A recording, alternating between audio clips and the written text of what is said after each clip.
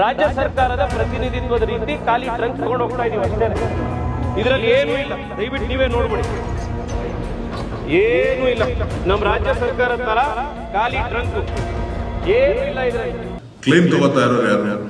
Metro ನಮ್ದು ಅಂತ ತೇಜಸ್ವಿ ಸೂರ್ಯ, ಹೌದಾ? ನೀವು ನೇರವಾಗಿ ಮಾತಾಡಿ.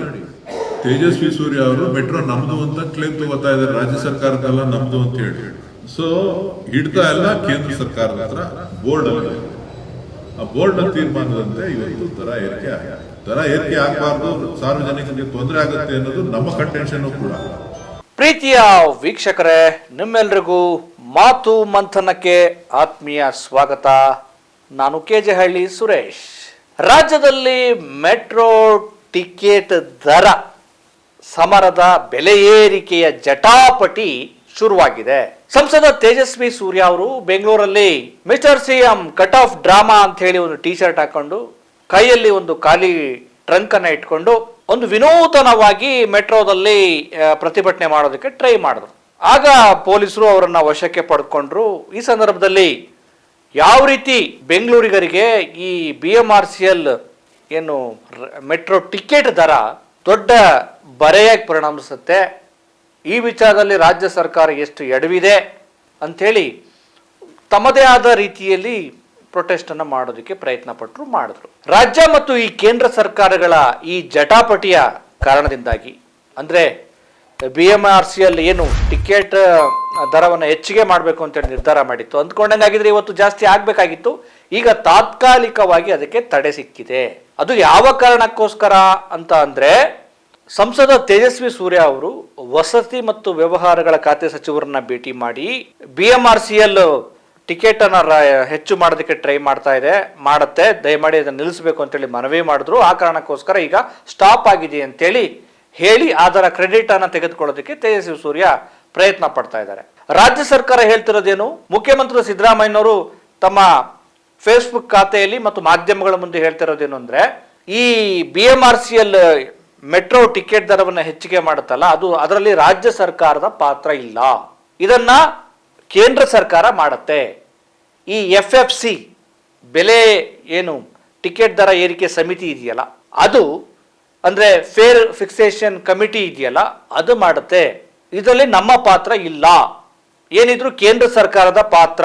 ಜೊತೆಗೆ 2002ರ ಅಡಿಯಲ್ಲಿ ಮೆಟ್ರೋ ರೈಲ್ವೇಸ್ ಆಕ್ಟ್ ಇದೆಯಲ್ಲ, ಆ ಆಕ್ಟ್ನ ಅಡಿಯಲ್ಲಿ ಕೇಂದ್ರ ಸರ್ಕಾರ ಮಾಡುತ್ತೆ. ಜೊತೆಗೆ ಈ ನಿರ್ಧಾರವನ್ನ ರಾಜ್ಯ ಸರ್ಕಾರ ಪ್ರಶ್ನೆ ಮಾಡೋದಕ್ಕೆ ಅಥವಾ ಬೆಲೆ ಏರಿಕೆ ಟಿಕೆಟ್ನ ಬೆಲೆ ಏರಿಕೆಯ ನಿರ್ಧಾರವನ್ನ ತಡೆಯೋ ಪವರ್ ನಮಗಿಲ್ಲ ಅಂತೇಳಿ ಸಿದ್ದರಾಮಯ್ಯನವರು ಹೇಳ್ತಿದ್ದಾರೆ. ಸೆಕ್ಷನ್ 37ರ ಅಡಿಯಲ್ಲಿ ಮೆಟ್ರೋ ನಿರ್ಧಾರವನ್ನ ನಮಗೆ ಕೇಳೋದಕ್ಕೆ ಬರಲ್ಲ ಅಂತೇಳಿ ರಾಜ್ಯ ಸರ್ಕಾರ ಹೇಳ್ತಿರುವಂಥದ್ದು. ಮೊದಲನೇದಾಗಿ ಸ್ನೇಹಿತರೆ, ಬೆಂಗಳೂರು ದಿನೇ ದಿನೇ ಬೆಳೀತಾ ಇದೆ.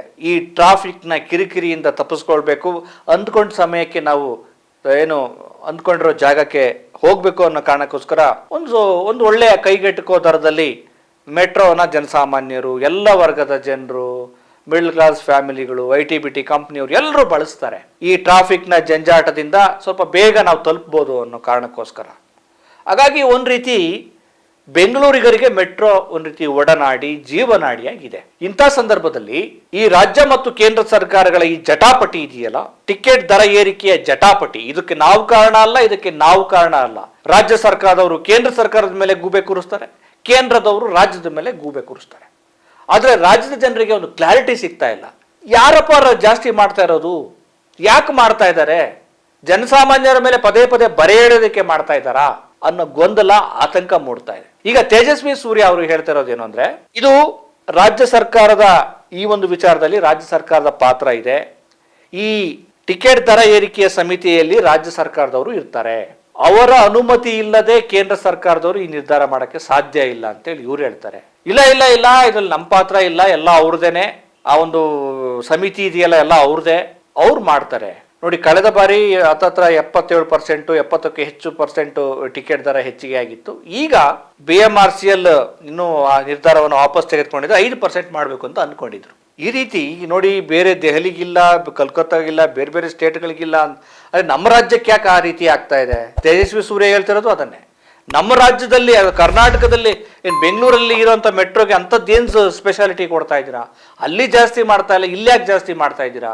ಇದು ಕೇಂದ್ರ ಸರ್ಕಾರದ್ದೇ ನಿರ್ಧಾರ ಅಂತ ಅನ್ನೋದಾದ್ರೆ ಬೇರೆ ಎಲ್ಲ ಮೆಟ್ರೋಗಳ ಟಿಕೆಟ್ ದರವನ್ನು ಹೆಚ್ಚಾಗಬೇಕಾಗಿತ್ತಲ್ಲ, ಇಲ್ಲಿ ಯಾಕೆ ಆಗ್ತಾ ಇಲ್ಲ ಅಂತೇಳಿ ಹೇಳ್ತಿದ್ದಾರೆ. ಒಟ್ಟಾರೆ ಜನರಿಗೆ ಗೊಂದಲ ಆಗಿದೆ. ರಾಜ್ಯ ಸರ್ಕಾರದ ಪ್ರತಿನಿಧಿತ್ವದ ರೀತಿ ಖಾಲಿ ಟ್ರಂಕ್ ತಗೊಂಡು ಹೋಗ್ತಾ ಇದೀವಿ ಅಷ್ಟೇ. ಇದರಲ್ಲಿ ಏನೂ ಇಲ್ಲ, ದಯವಿಟ್ಟು ನೀವೇ ನೋಡ್ಬಿಡಿ. ಏನೂ ಇಲ್ಲ, ನಮ್ಮ ರಾಜ್ಯ ಸರ್ಕಾರದ ತರ ಖಾಲಿ ಟ್ರಂಕ್ ಏನೂ ಇಲ್ಲ. ಇದರಲ್ಲಿ ಎರಡಿದೆ ಅಷ್ಟೇ. ಒಂದೇನು ಅಂದ್ರೆ ಏನೂ ಇಲ್ಲ ಸರ್, ಕಾಂಗ್ರೆಸ್ ಸರ್ಕಾರ ತರ ಖಾಲಿ ಟ್ರಂಕ್ ಏನೂ ಇಲ್ಲ. ಇದರಲ್ಲಿ ಏನೂ ಇಲ್ಲ, ಖಾಲಿ ಟ್ರಂಕ್ ಇದೆ. ಟ್ರಂಕ್ ತಗೊಂಡು ಮೆಟ್ರೋ ಟ್ರಾವೆಲ್ ಮಾಡ್ತಾ ಇದೀವಿ ಅಷ್ಟೇನೆ. ಯಾವುದೇ ಮುಷ್ಕರ ಇಲ್ಲ, ಧರಣಿ ಇಲ್ಲ. ಈಗ ಇನ್ನೊಂದು ವಿಷಯ, ಇವಾಗ ಫಸ್ಟ್ ಆಫ್ ಆಲ್ ಈ ಖಾಲಿ ಟ್ರಂಕ್ ಅಂತ ನಾವೆಲ್ಲ ಹೇಳಿರೋದು, ರಾಜ್ಯ ಸರ್ಕಾರನೇ ಫೇರ್ ಫಿಕ್ಸೇಷನ್ ಕಮಿಟಿ ಎದುರುಗಡೆ ಹೇಳಿದ್ದಾರೆ. Given the present financial position of government of Karnataka, state government may not continue to provide shadow cash budgetary support to metro ಅಂತ ಹೇಳಿದ್ದಾರೆ. ಇದು ಬಹಳ ಗಂಭೀರವಾದಂತ ಒಂದು ವಿಷಯ ಸರ್ಕಾರ ಹೇಳಿದೆ. ನಾವು ಖಾಲಿ ಟ್ರಂಕ್ ಆಗಿದ್ದೀವಿ, ನಮ್ಮ ಹತ್ರ ಯಾವುದೇ ದುಡ್ಡಿಲ್ಲ, ದಿವಾಳಿ ಎದ್ದೋಗಿದ್ದೀವಿ. ಅದರಿಂದಾಗಿ ಇಷ್ಟು ವರ್ಷ ಬೇರೆ ಎಲ್ಲಾ ಸರ್ಕಾರಗಳು ಯಾವ ರೀತಿ ಬಜೆಟ್ನಲ್ಲಿ ಶಾಡೋ ಕ್ಯಾಶ್ ಸಪೋರ್ಟ್ ಮೆಟ್ರೋ ಕೊಡ್ತಿದ್ವೋ ಅದನ್ನು ನಮಗೆ ಮುಂದುವರ್ಸಕ್ ಆಗ್ತಾ ಇಲ್ಲ. ಆ ಕಾರಣಕ್ಕೋಸ್ಕರ ನೀವು ಜನರಿಂದ ಹಣ ಕಲೆಕ್ಟ್ ಮಾಡಿ ಹೆಚ್ಚುವರಿಯಾಗಿ ದರ ಏರಿಸಿ ಅಂತ ರಾಜ್ಯ ಸರ್ಕಾರ ಹೇಳಿದ್ದಾರೆ. ಇದು ಬಹಳ ಗಂಭೀರವಾದಂತಹ ಒಂದು ವಿಷಯ ರಾಜ್ಯ ಸರ್ಕಾರ ಫೇರ್ ಫಿಕ್ಸೇಷನ್ ಕಮಿಟಿಗೆ ಹೇಳಿರೋದು. ನಾನು ಮಾನ್ಯ ಮುಖ್ಯಮಂತ್ರಿಗಳಲ್ಲಿ ಮನವಿ ಮಾಡ್ತಾ ಇದ್ದೀನಿ, ತಾವು ದಯವಿಟ್ಟು ಈ ಬಜೆಟ್ ಸೆಷನ್ ನಲ್ಲಿ ರಾಜ್ಯದ ಜನತೆಗೆ ಶ್ವೇತಪತ್ರ ಹೊರಡಿಸಬೇಕು. ಸ್ಟೇಟ್ ಫೈನಾನ್ಸಸ್ ಏನಿದೆ ಅನ್ನೋದ್ರ ಬಗ್ಗೆ ನೀವು ನಮಗೆ ಕ್ಲಾರಿಟಿ ಕೊಡಬೇಕು. ಒಂದ್ ಕಡೆ ನೀವು ಬಜೆಟ್ ಅಲ್ಲಿ 400 ಕೋಟಿ ರೂಪಾಯಿ ಶಾಡೋ ಕ್ಯಾಶ್ ಸಪೋರ್ಟ್ ಕೊಡಕ್ಕೂ ನಮ್ಮ ಹತ್ರ ದುಡ್ಡಿಲ್ಲ ಅಂತ ಫೇರ್ ಫಿಕ್ಸೇಷನ್ ಕಮಿಟಿ ಎದುರುಗಡೆ ಹೇಳ್ತೀರಾ. 400 ಕೋಟಿ ಕೊಡಕ್ಕಾಗಲ್ಲ ಅಂತ. ಇನ್ನೊಂದ್ ಕಡೆ 40,000 ಕೋಟಿ ರೂಪಾಯಿ ಖರ್ಚು ಮಾಡಿ ಟನಲ್ ರೋಡ್ ಮಾಡ್ತೀವಿ ಅಂತ ಹೇಳ್ತಾ ಇದ್ದೀರಾ. ಏನಿದೆ ಸ್ಥಿತಿ? ರಾಜ್ಯ ದಿವಾಳಿ ಎದ್ದೋಗಿದ್ಯಾ? ಖಾಲಿ ಟ್ರಂಕ್ ಆಗಿದ್ಯಾ? ಏನಾಗಿದೆ? ಇದ್ರ ಬಗ್ಗೆ ಶ್ವೇತಪತ್ರವನ್ನು ಮುಖ್ಯಮಂತ್ರಿಗಳು ಹೊರಡಿಸಬೇಕು ಬಜೆಟ್ ನಲ್ಲಿ ಅನ್ನುವಂಥದ್ದು ಮೊದಲನೇ ಮನವಿ. ಮೆಟ್ರೋ ದರ ಏರಿಕೆ ಬಗ್ಗೆ ಅವ್ರೇನಾದ್ರೂ ಮಾತನಾಡೋದಿದ್ರೆ ಮಾನ್ಯ ಪ್ರಧಾನಮಂತ್ರಿಗಳ ಹತ್ರ ಮಾತನಾಡಬೇಕು. ಕಾರಣ ಏನು ಅಂತಂದ್ರೆ ಕ್ಲೈಮ್ ತಗೋತಾ ಇರೋರು ಯಾರು? ಮೆಟ್ರೋ ನಮ್ದು ಅಂತ ತೇಜಸ್ವಿ ಸೂರ್ಯ, ಹೌದಾ ಅಲ್ವಾ? ನೀವು ನೇರವಾಗಿ ಮಾತಾಡಿ. ತೇಜಸ್ವಿ ಸೂರ್ಯ ಅವರು ಮೆಟ್ರೋ ನಮ್ದು ಅಂತ ಕ್ಲೈಮ್ ತಗೋತಾ ಇದ್ದಾರೆ, ರಾಜ್ಯ ಸರ್ಕಾರದಲ್ಲ ನಮ್ದು ಅಂತ ಹೇಳಿ. ಸೊ ಹಿಡ್ತಾ ಎಲ್ಲ ಕೇಂದ್ರ ಸರ್ಕಾರದ ಹತ್ರ ಬೋರ್ಡ್ ಅಲ್ಲಿದೆ. ಆ ಬೋರ್ಡ್ ನ ತೀರ್ಮಾನದಂತೆ ಇವತ್ತು ದರ ಏರಿಕೆ ಆಗಿದೆ. ದರ ಏರಿಕೆ ಆಗಬಾರ್ದು, ಸಾರ್ವಜನಿಕರಿಗೆ ತೊಂದರೆ ಆಗುತ್ತೆ ಅನ್ನೋದು ನಮ್ಮ ಕಂಟೆನ್ಷನ್ ಕೂಡ. ಅವರು ಬೋರ್ಡ್ ಏನ್ ತೀರ್ಮಾನ ತಗೋತದೆ ಅದಕ್ಕೆ ನಾವು ಬದ್ಧವಾಗಿದೆ, ಅಧಿಕಾರದಲ್ಲಿದ್ದಾರೆ. ತೇಜಸ್ವಿ ಸೂರ್ಯ ಅವರ ಸರ್ಕಾರ, ನರೇಂದ್ರ ಮೋದಿ ಅವರ ಸರ್ಕಾರ ಅಧಿಕಾರದಲ್ಲಿದೆ. ಅವರು ತೀರ್ಮಾನ ತಗೊಂಡು ಸಾರ್ವಜನಿಕರಿಗೆ ಅನುಕೂಲ ಮಾಡಿಕೊಳ್ಳಿ.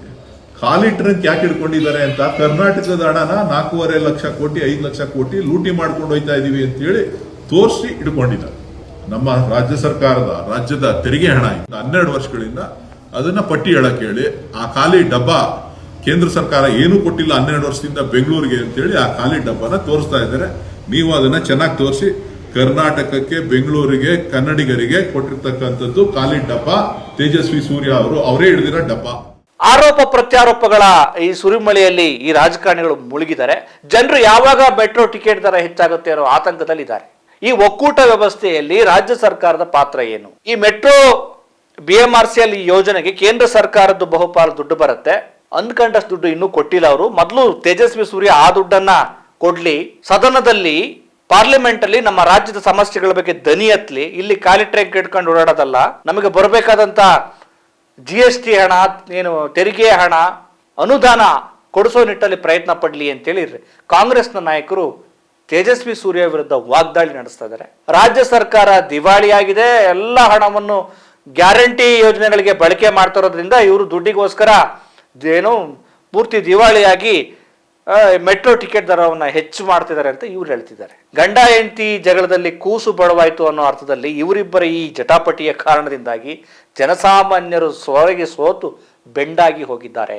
ತೇಜಸ್ವಿ ಸೂರ್ಯ ಅವರು ದನಿ ಎತ್ತಿರುವುದು ಒಳ್ಳೆಯ ವಿಚಾರ ಆದರೂ ಕೂಡ ಈ ಒಕ್ಕೂಟ ವ್ಯವಸ್ಥೆಯ ಭಾಗವಾಗಿರುವ ಅಂದರೆ ಸಂಸದರಾಗಿರುವಂತಹ ತೇಜಸ್ವಿ ಸೂರ್ಯ ಅವರು ರಾಜ್ಯ ಸರ್ಕಾರದ ಮುಖ್ಯಮಂತ್ರಿಗಳು ಸಚಿವರೊಂದಿಗೆ ಮಾತನಾಡಿ ಈ ಸಮಸ್ಯೆಯನ್ನು ಬಗೆಹರಿಸಲು ಅವಕಾಶ ಇತ್ತು. ರಾಜ್ಯ ಸರ್ಕಾರಕ್ಕೂ ಜವಾಬ್ದಾರಿ ಇರಬೇಕು, ಇದು ನಮ್ದಲ್ಲ ಅಂತೇಳಿ ಸುಮ್ಮನೆ ಕೂತ್ಕೊಂಡ್ಬಿಟ್ರೆ ಆ ಒಂದು ಬೆಲೆ ಏರಿಕೆ ಅಂದ್ರೆ ಏನು ಟಿಕೆಟ್ ದರ ಏರಿಕೆಯ ಸಮಿತಿಯಲ್ಲಿ ರಾಜ್ಯ ಸರ್ಕಾರದ ಅವರ ಒಂದು ಸರ್ಕಾರದವರು ಕೂಡ ಇರಲೇಬೇಕು, ಇರ್ತಾರೆ.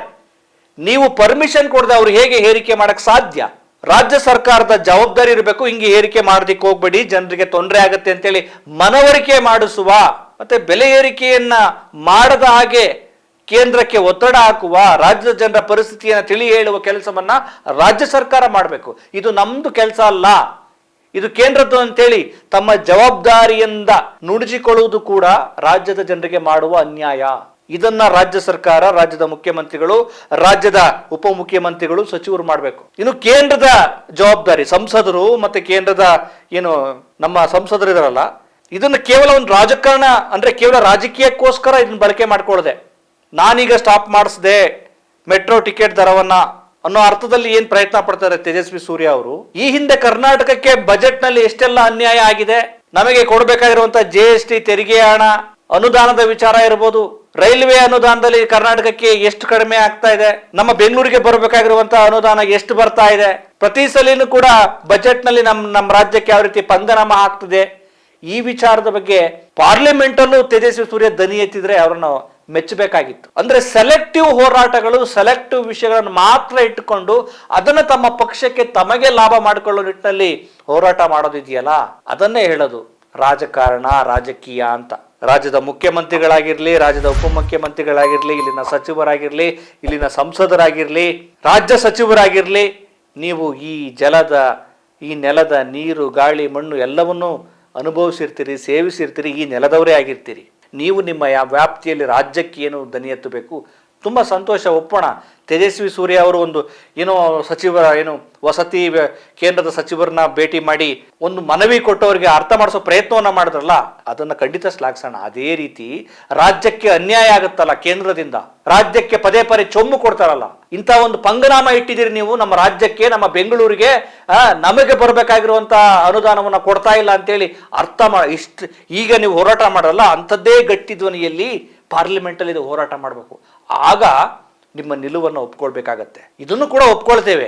ಕೇವಲ ಸೆಲೆಕ್ಟೆಡ್ ವಿಚಾರಗಳನ್ನ ಇಟ್ಟುಕೊಂಡು ಹೋರಾಟ ಮಾಡೋದು, ಸೆಲೆಕ್ಟೆಡ್ ವಿಚಾರಗಳನ್ನ ಇಟ್ಟುಕೊಂಡು ದನಿ ಎತ್ತೋದಿದೆಯಲ್ಲ, ಇದು ವೈಯಕ್ತಿಕವಾದ ಹಿತಾಸಕ್ತಿಗಳು, ವೈಯಕ್ತಿಕವಾದ ರಾಜಕೀಯ ಅಜೆಂಡಾಗಳಿಗೆ ಸೀಮಿತ ಆಗತ್ತೆ. ಸದ್ಯಕ್ಕಂತೂ ಈ BMRCL ಟಿಕೆಟ್ ದರ ಏರಿಕೆಯ ವಿಚಾರದಲ್ಲಿ ತಾತ್ಕಾಲಿಕ ಒಂದು ಬ್ರೇಕ್ ಅನ್ನ ಕೊಟ್ಟೆ, ಅಂದ್ರೆ ತಾತ್ಕಾಲಿಕ ಸ್ಥಗಿತಗೊಳಿಸಿದೆ. ಮತ್ತೆ ಯಾವಾಗ ರೈಸ್ ಮಾಡ್ತಾರೋ, ಏರಿಕೆ ಮಾಡ್ತಾರೋ ಗೊತ್ತಿಲ್ಲ. ಇಲ್ಲಿ ಒಕ್ಕೂಟ ವ್ಯವಸ್ಥೆ ಇರೋದ್ರಿಂದ ರಾಜ್ಯ ಸರ್ಕಾರದ ಜವಾಬ್ದಾರಿ ಇದೆ, ಕೇಂದ್ರ ಸರ್ಕಾರದ್ದು ಜವಾಬ್ದಾರಿ ಇದೆ, ಇಲ್ಲಿನ ಸಂಸದರುಗಳದ್ದು ಜವಾಬ್ದಾರಿ ಇದೆ, ಇಲ್ಲಿನ ಸಚಿವರದ್ದು ಜವಾಬ್ದಾರಿ ಇದೆ, ಮುಖ್ಯಮಂತ್ರಿಗಳದ್ದು ಜವಾಬ್ದಾರಿ ಇದೆ. ನೀವು ಒಬ್ಬರ ಮೇಲೆ ಒಬ್ಬರು ಬೆಟ್ಟು ತೋರಿಸ್ಬಿಟ್ಟು ನಿಮ್ಮ ಜವಾಬ್ದಾರಿಯಿಂದ ನುಣುಚಿಕೊಳ್ಳೋದಿದೆಯಲ್ಲ, ಇದು ರಾಜ್ಯದ ಜನರಿಗೆ ಮಾಡುವಂತ ಅವಮಾನ, ದ್ರೋಹ ಆಗತ್ತೆ. ಬೆಲೆ ಏರಿಕೆ ಸಮಿತಿಯಲ್ಲಿ ನಾವಿಲ್ಲ, ಅದು ಅವ್ರ ಕೆಲಸ, ನಮ್ಮ ವ್ಯಾಪ್ತಿಗೆ ಬರಲ್ಲ ಅಂತ ಹೇಳೋದಿದೆಯಲ್ಲ, ಅದು ನಿಮ್ಮ ಅದು ನೀವು ಈ ರಾಜ್ಯಕ್ಕೆ ಮಾಡುವಂತ ದ್ರೋಹ, ಅನ್ಯಾಯ. ನಿಮ್ಮ ರಾಜಕೀಯ ಜಟಾಪಟಿಗಳು ಏನೇ ಇರಲಿ, ರಾಜ್ಯದ ಜನರ ಹಿತಾಸಕ್ತಿ ಅಂತ ಬಂದಾಗ, ರಾಜ್ಯದ ಜನರ ವಿಚಾರ ಅಂತ ಬಂದಾಗ, ವಸತಿ, ಮೂಲಭೂತ ಸೌಲಭ್ಯಗಳು, ಪ್ರಯಾಣ, ರೈಲ್ವೆ, ಮೆಟ್ರೋ ಇವೆಲ್ಲ ಬಂದಾಗ ಎಷ್ಟು ಸಾಧ್ಯವೋ ಅಷ್ಟು ರಾಜ್ಯದ ಜನರಿಗೆ ಸಹಾಯ ಮಾಡೋ ನಿಟ್ಟಿನಲ್ಲಿ, ಅವರಿಗೆ ಯಾವುದೇ ಬೆಲೆ ಏರಿಕೆಗಳು ಹೊರೆಯಾಗದ ನಿಟ್ಟಿನಲ್ಲಿ ಸಹಾಯ ಮಾಡಬೇಕಾಗಿರೋದು ನಿಮ್ಮೆಲ್ಲರ ಕರ್ತವ್ಯ. ಯಾಕೆಂದ್ರೆ ರಾಜ್ಯದ ಜನರು ಟ್ಯಾಕ್ಸ್ ಅನ್ನ ಕೊಡ್ತಾ ಇದ್ದಾರೆ, ಅವ್ರ ತೆರಿಗೆ ಹಣದಲ್ಲಿ ನೀವೆಲ್ಲ ಅಧಿಕಾರವನ್ನು ಅನುಭವಿಸ್ತಿದ್ದೀರಿ, ಅವ್ರು ನಿಮ್ಮನ್ನು ಆಯ್ಕೆ ಮಾಡಿದ್ದಾರೆ. ಇನ್ನಾದರೂ ಈ ರಾಜಕೀಯ ಜಟಾಪಟಿ ನಿಮ್ಮ ಅನುಕೂಲಕ್ಕೆ ತಕ್ಕ ಹಾಗೆ ನಿಮಗೆ ಬೇಕಾಗಿರುವ ಸೆಲೆಕ್ಟಿವ್ ಸಬ್ಜೆಕ್ಟ್ಗಳನ್ನ ತೆಗೆದುಕೊಂಡು, ವಿಚಾರಗಳನ್ನ ತೆಗೆದುಕೊಂಡು ಹೋರಾಟ ಮಾಡೋದಷ್ಟೇ ಅಲ್ಲ, ಈ ಕನ್ನಡದ ನೆಲದ ಪ್ರತಿಯೊಬ್ಬ ಈ ನೆಲದ ಕಟ್ಟ ಕಡೆಯ ವ್ಯಕ್ತಿಗೆ ಅನ್ಯಾಯ ಆದಾಗಲೂ ಕೂಡ ನೀವು ದನಿ ಎತ್ತಲಿ. ಇನ್ನು ಮೇಲಾದರೂ ಈ ಮೆಟ್ರೋ ವಿಚಾರದಲ್ಲಿ, ಟಿಕೆಟ್ ಬೆಲೆ ಏರಿಕೆಯ ವಿಚಾರದಲ್ಲಿ ಪದೇ ಪದೇ ಈ ಪ್ರಯಾಣಿಕರಿಗೆ ತೊಂದರೆ ಕೊಡುವಂತಹ, ಶಾಕ್ ಕೊಡುವಂಥ ಕೆಲಸಗಳನ್ನು ನಿಲ್ಲಿಸಿ ಜನರು ಆರಾಮಾಗಿ ನೆಮ್ಮದಿಯಾಗಿ ಪ್ರಯಾಣ ಮಾಡುವಂಥ ಒಂದು ವ್ಯವಸ್ಥೆಯನ್ನು ಈ ಎರಡೂ ವ್ಯವಸ್ಥೆಗಳು, ಒಕ್ಕೂಟ ವ್ಯವಸ್ಥೆಗಳು, ರಾಜ್ಯ ಮತ್ತು ಕೇಂದ್ರ ವ್ಯವಸ್ಥೆಗಳು ಮಾಡಲಿ ಅನ್ನುವ ಆಶಯದೊಂದಿಗೆ ಮುಂದಿನ ಮಾತು ಮಂಥನದಲ್ಲಿ ನಿಮ್ಮನ್ನು ಭೇಟಿ ಮಾಡ್ತೇನೆ. ನಮಸ್ಕಾರ.